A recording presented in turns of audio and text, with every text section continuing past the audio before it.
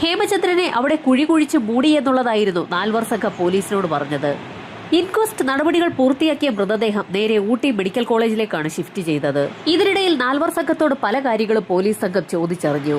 വയനാട്ടിൽ വെച്ച് തന്നെ ഹേമചന്ദ്രനെ കൊലപ്പെടുത്തിയ ശേഷമായിരുന്നു ചേരപ്പാടി എന്ന സ്ഥലത്ത് കൊണ്ടുപോയി അയാളെ കുഴിച്ചു മൂടിയത്. ചെക്ക് പോസ്റ്റ് കടന്നു വേണം ആ സ്ഥലത്തേക്ക് പോകാൻ. ചെക്ക് പോസ്റ്റ് കടന്നു പോകുന്ന സമയത്ത് വാഹനം പൂർണ്ണമായും പോലീസ് സംഘം പരിശോധിക്കുന്നത് പതിവാണ്. എന്നാൽ ഇവിടെ വാഹനം പരിശോധിച്ച സമയത്ത് എന്തുകൊണ്ടാണ് കാറിൽ ഒരു മൃതദേഹം ഉണ്ടായിട്ടും അത് ചെക്ക് പോസ്റ്റിലുള്ള വ്യക്തികൾ തിരിച്ചറിയാതെ പോയതെന്നായിരുന്നു പോലീസിന്റെ സംശയം. അതിന് തീർത്ത് ഞെട്ടിക്കുന്ന ഒരു മറുപടിയായിരുന്നു നാൽവർ സംഘം പോലീസിന് നൽകിയത്. ഹേമചന്ദ്രനുമായി ചേരപ്പാടിയിലേക്ക് പോയ സമയത്ത് അയാളെ കാറിന്റെ പിൻസീറ്റിൽ ഇരുത്തിയിരിക്കുകയായിരുന്നു. അയാളുടെ ഇരുവശവും നാൽവർ സംഘത്തിൽ 2 പേരുണ്ടായിരുന്നു. ഹേമചന്ദ്രന്റെ തോളിൽ കൈയിട്ടിരിക്കുന്നത് പുറത്തുനിന്നുള്ള വ്യക്തികൾ കാണുന്ന സമയത്ത് ജീവനോടെ ഒരു വ്യക്തി കാറിനുള്ളിൽ മറ്റുള്ള വ്യക്തികളുടെ തോളിൽ കൈയിട്ട് ഇരിക്കുകയാണെന്ന് മാത്രമേ തോന്നുകയുള്ളൂ.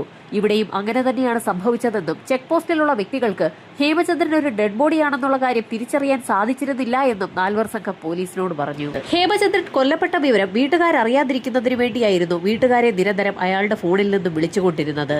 പോസ്റ്റ്മോർട്ടം റിപ്പോർട്ട് പുറത്തു വന്നപ്പോൾ അതുവരെ കേട്ട കാര്യങ്ങളൊന്നും സത്യമല്ല എന്നുള്ള തരത്തിലായിരുന്നു പിന്നീടുള്ള സംഭവങ്ങളൊക്കെ ഉണ്ടായത്. ഹേമചന്ദ്രൻ തൂങ്ങി മരിച്ചതല്ല, അയാളെ അടിച്ചു കൊന്നിരിക്കുകയാണ്.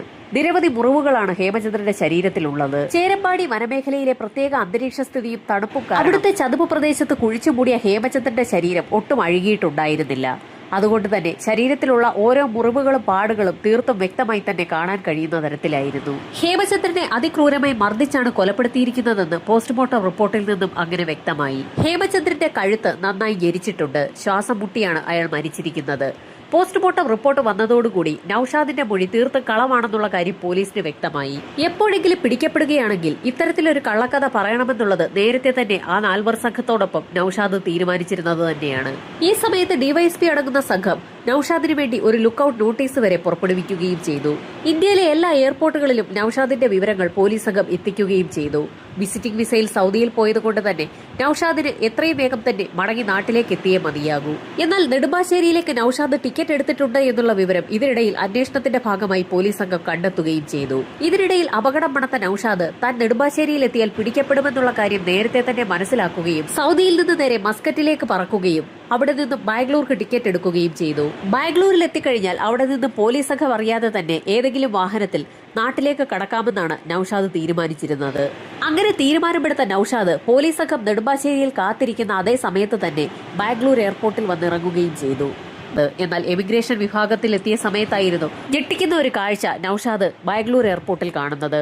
നൌഷാദിനെ കൈയോടെ തന്നെ എമിഗ്രേഷൻ വിഭാഗത്തിൽപ്പെട്ട ഉദ്യോഗസ്ഥർ പിടികൂടുകയും ലുക്കൌട്ട് നോട്ടീസിൽ പറഞ്ഞിട്ടുള്ള നമ്പറിലേക്ക് വിളിച്ചറിയിക്കുകയും ചെയ്തു. നെടുമ്പാശ്ശേരിയിൽ കാത്തിരിക്കുകയായിരുന്ന SI ജിതേഷിന് സംഘത്തിന് ഫോൺ കോൾ എത്തിയ ഉടൻ തന്നെ അവർ അടുത്ത ഫ്ലൈറ്റിൽ ബാംഗ്ലൂരിലേക്ക് പറന്നിറങ്ങുകയും ചെയ്തു. SI ജിതേഷ് സംഘവും ബാംഗ്ലൂരിൽ നിന്നും നൌഷാദിനെ കൈയോടെ തന്നെ പിടികൂടി കോഴിക്കോട്ടേക്ക് എത്തിക്കുകയും ചെയ്തു. ഇതേ സമയം തന്നെ DYSP അടങ്ങുന്ന സംഘം ലീബയ്ക്ക് വേണ്ടിയും ഒരു ലുക്കൌട്ട് നോട്ടീസ് പുറപ്പെടുവിച്ചു കഴിഞ്ഞിരുന്നു. കോഴിക്കോട് പോലീസ് സ്റ്റേഷനിലെത്തിച്ച നൌഷാദിനെ വിശദമായി തന്നെ പോലീസ് സംഘം ചോദ്യം ചെയ്തു. പണം ആവശ്യപ്പെട്ടുകൊണ്ടായിരുന്നു ഹേമചന്ദ്രനെ തന്റെ വീട്ടിലേക്ക് എത്തിച്ചതെന്നും അവിടെ വെച്ച് അയാളെ മർദ്ദിച്ചുവെന്നും മർദ്ദനത്തിനൊടുവിൽ അയാൾ മരണപ്പെട്ടതാണെന്നും പിന്നീട് തുടർന്ന് ആ മൃതദേഹം എന്ത് ചെയ്യണമെന്നറിയാതെ ആലോചിച്ചപ്പോഴായിരുന്നു ചേരപ്പാടിയിൽ കൊണ്ടുപോയി കുഴിച്ചു മൂടാമെന്ന് ആ സംഘം തീരുമാനിച്ചതെന്നും ആ തീരുമാനത്തിന്റെ അടിസ്ഥാനത്തിലാണ് പിന്നീട് ഹേമചന്ദ്രന്റെ മൃതശരീരം ചേരപ്പാടിയിൽ കൊണ്ടുപോയി കുഴിച്ചിട്ടതെന്നുമൊക്കെ നൌഷാദ് പോലീസിന് മൊഴി നൽകി. പോലീസ് സംഘം നൌഷാദിനെ കൊണ്ട് ഈ പറഞ്ഞ സ്ഥലങ്ങളിലെല്ലാം തെളിവെടുപ്പ് നടത്തി. 200ഓളം വരുന്ന ഫോൺ നമ്പറുകൾ കേന്ദ്രീകരിച്ച് പോലീസ് സംഘം വിശദമായ നിരീക്ഷണവും അന്വേഷണവുമാണ് നടത്തിയത്. ഇതിനു പുറമെ 180-ൽ പരം CCTV വിഷ്വൽസും പോലീസ് സംഘം കളക്ട് ചെയ്തിട്ടുണ്ടായിരുന്നു. ഹേമചന്ദ്രന്റെ മെഡിക്കൽ കോളേജ് പരിസരത്ത് നിന്നും വെള്ള ഡിസയർ കാറിൽ നൌഷാദിന്റെ സംഘം കടത്തിക്കൊണ്ടുപോയി എന്ന് ലീബ പോലീസ് സ്റ്റേഷനിൽ മൊഴി നൽകിയ സമയത്ത് തന്നെ ആ സംഭവ സ്ഥലത്ത് നിന്നും അതിന്റെ സമീപ സ്ഥലത്ത് നിന്നുമുള്ള CCTV വിഷ്വൽസ് ഒക്കെ പോലീസ് സംഘം യഥാർത്ഥത്തിൽ കളക്ട് ചെയ്തിട്ടുണ്ടായിരുന്നു. CCTV വിഷ്വൽസിൽ വെള്ള ഡിസയർ കാർ കൃത്യമായി തന്നെ പതിയുകയും ചെയ്തിട്ടുണ്ട്. സുൽത്താൻ ബത്തേരി വരെ ആ കാർ എത്തിയതിനെ കൃത്യമായി തന്നെ പോലീസ് സംഘം ഫോളോ ചെയ്തിട്ടുണ്ട്. ആ കാറിന്റെ ചേരമ്പാടിയിലേക്കുള്ള യാത്രയുടെ CCTV വിഷ്വൽസ് പോലീസ് സംഘം കൃത്യമായി തന്നെ കളക്ട് ചെയ്തിട്ടുണ്ട്. ഹേമചന്ദ്രന്റെ ആ യാത്രയുമായി ബന്ധിപ്പിച്ചുള്ള കറക്റ്റ് റൂട്ട് മാപ്പ് പോലീസ് സംഘം CCTV വിഷ്വൽസിലൂടെ കളക്ട് ചെയ്തു എന്ന് തന്നെ പറയാം.